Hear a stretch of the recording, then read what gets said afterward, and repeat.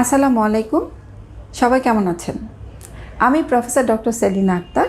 আজ আপনাদের সাথে কথা বলবো বাচ্চা হবার ঠিক পরপর নতুন মায়েরা কী ধরনের জন্ম নিয়ন্ত্রণ পদ্ধতি ব্যবহার করবে।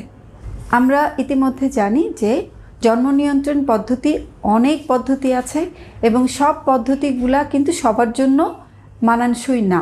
সেই জন্য জন্ম নিয়ন্ত্রণ পদ্ধতি নেওয়ার আগে এবং ব্যবহার করার আগে রোগীকে ডাক্তারের সাথে অবশ্যই খোলামেলা কথা বলতে হবে এবং কথা বলে তাকে বুঝে নিতে হবে যে কোন পদ্ধতিটি তার শরীরের জন্য মানানসই এবং কোনটি ব্যবহার করতে এবং মেনটেন করতে তার জন্য সুবিধাজনক হবে।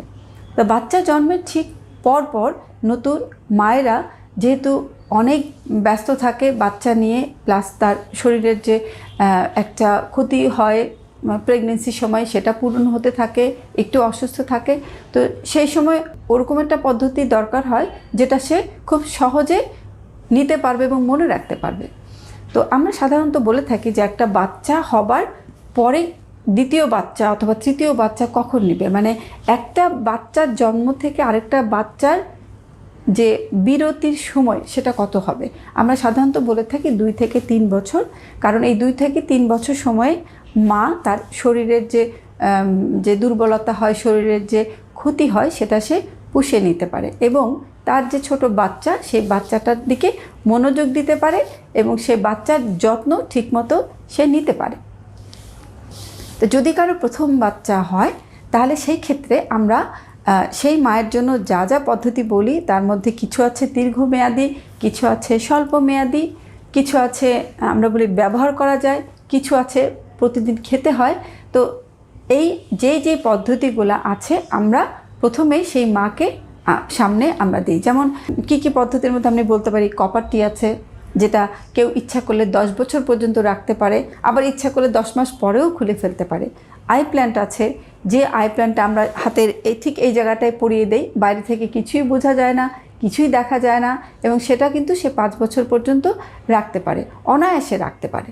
তো এই দীর্ঘমেয়াদী পদ্ধতিগুলো আসলে আমরা তাদের জন্যই পছন্দ করি যারা হচ্ছে একটু বেশি ব্যস্ত থাকে, যেমন অনেক বড় পরিবারে থাকে, সেখানে অনেক কাজকর্ম, অথবা এমনও হতে পারে যে চাকরিজীবী, তাকে ঘর এবং বাইরের সব কিছু একাই সামলাতে হয়। তো সেই সমস্ত ক্ষেত্রে এই দীর্ঘমেয়াদী পদ্ধতিগুলো যদি আমরা তাদের জন্য দেই তাহলে এটা তাদের জন্য ভালো, মেনটেন করাও ভালো এবং এখানে কোনো অ্যাক্সিডেন্ট হওয়ার কোনো সম্ভাবনা থাকে না। অ্যাক্সিডেন্ট মানে বলতে চাচ্ছি অপরিকল্পিত গর্ভ হওয়ার কোনো ধরনের কোনো সম্ভাবনা থাকে না। তারপর আসি, যদি এই লম্বা সময়ের যে পদ্ধতিগুলো এটা যদি কেউ পছন্দ না করে, অনেক সময় অনেকে ভয় পায় যে আমার হাতের মধ্যে একটা জিনিস থাকবে, আমার ভয় লাগবে, এখানে বোঝা যাবে, অথবা কপার টি যেটা ভিতরে আমরা ডিভাইস দিয়ে দিই, একটা কপার টির মতো একটা সাইজ ইউট্রাসের মধ্যে আমরা পরিয়ে দেই। অনেকের কিছু ভুল ধারণা থাকে যে ওইটার জন্য তার ওইটা সে বুঝতে পারবে, সে ব্যথা পাবে, তো এরকম কিছু ব্যাপার থেকেই যায়। অনেক সময় আমরা কাউন্সেলিং করে বুঝিয়েও অনেক সময় অনেকে রাজি করাতে পারি না। সেই ক্ষেত্রে তাদের জন্য আরও যে পদ্ধতি আছে, যেমন ইনজেকশন আমরা বলে থাকি। ইনজেকশনটা 3 মাস পর নিতে হয়। 3 মাস ভালোই লম্বা সময়, 3 মাস পর ইনজেকশন নেওয়াতে অনেকেই কমফোর্টেবল ফিল করে, তো সেক্ষেত্রে আমরা তাদেরকে সেটা দিতে পারি। এই যে 3টা পদ্ধতি বললাম, এই 3টা পদ্ধতি হচ্ছে অনেক দীর্ঘমেয়াদী। আর কিছু পদ্ধতি আছে যেটা হচ্ছে খাবারের বড়ি। খাবার বড়ি খেয়েও গর্ভ নিয়ন্ত্রণ করা যায়, সেটা আমরা সবাই জানি।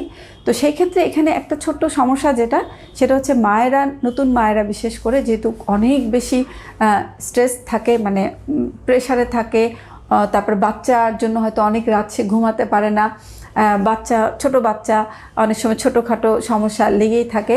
তো এই বাচ্চা নিয়ে অনেক সময় অনেক টেনশন থাকে দেখে প্রতিদিন যে পিল খাওয়ার যে ব্যাপারটা সেটা অনেক সময় সেই মা ভুলে যায়, অথবা পিল আমরা বলি সাধারণত একটা নির্দিষ্ট সময়ে খাওয়ার জন্য। দেখা গেল গতকালকে পিলটা রাত 9টায় খেয়েছে, তারপরের দিনে পিলটা হয়তো রাত 12টায় খেয়েছে, তারপরে হয়তো 7টায় খেয়েছে।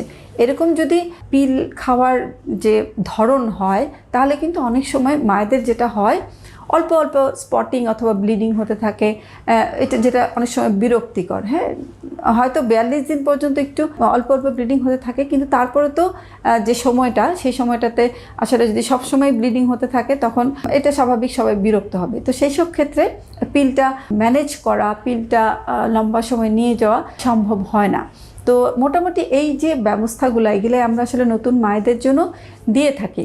তো একটা জিনিস মনে রাখতে হবে, আমি সবসময় আমার সব ভিডিওতেই বলি যে দুনিয়াতে কোনো কিছুই কিন্তু 100% নিরাপদ না, 100% সাইড ইফেক্ট ছাড়া না।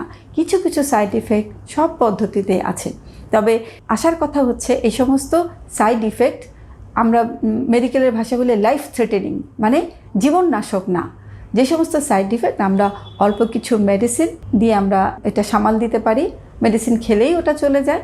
তো একটু ধৈর্য ধরতে হয় পেশেন্টকে, সেই ক্ষেত্রে একটু সহনশীল হতে হয়। আর যদি মেডিসিন দিয়েও সেগুলো ম্যানেজ না হয়, সেক্ষেত্রে আমরা যদি সেই পদ্ধতিটি বন্ধ করে দেই, যেমন কপারটি নিলে যদি কারো সমস্যা হয়, কপারটি যদি আমি টান দিয়ে খুলে দেই, তাহলে কিন্তু পরের দিন থেকে তার কোনো সমস্যা থাকবে না। ইমপ্ল্যান্টও খুলে দিতে পারি, পিল যদি খায় পিল বন্ধ করে দিতে পারি, ইনজেকশন বন্ধ করে দিতে পারি। তো এটা আসলে বড় ধরনের কোনো সমস্যা না। এর চেয়ে বড় ধরনের সমস্যা কিন্তু অনিয়ন্ত্রিত গর্ভ। অনিয়ন্ত্রিত গর্ভ হলে কিন্তু সব কিছু ওলটপালট হয়ে যায়।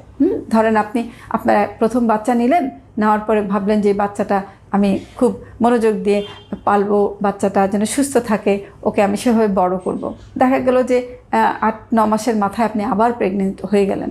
তখন প্রেগনেন্ট হয়ে গেলে যেটা হয়, প্রথম বাচ্চাটার প্রতি আর তেমন মনোযোগ দিতে পারেন না, আপনার শরীরও হয়তো সেভাবে আপনাকে সহযোগিতা করে না।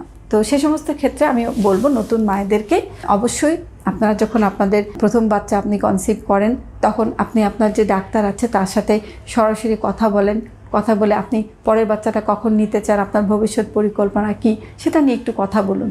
এবং সাধারণত আমরা ডাক্তাররা বলি, আমি আমার সব রোগীকেই প্রেগনেন্সির সময় থেকেই বলতে থাকি, তো এখন আমাদের ইন্টারনেটের যুগ, আমরা অনেক কিছু জানি, ঘরে বসে আমরা অনেক কিছু বুঝতে পারি।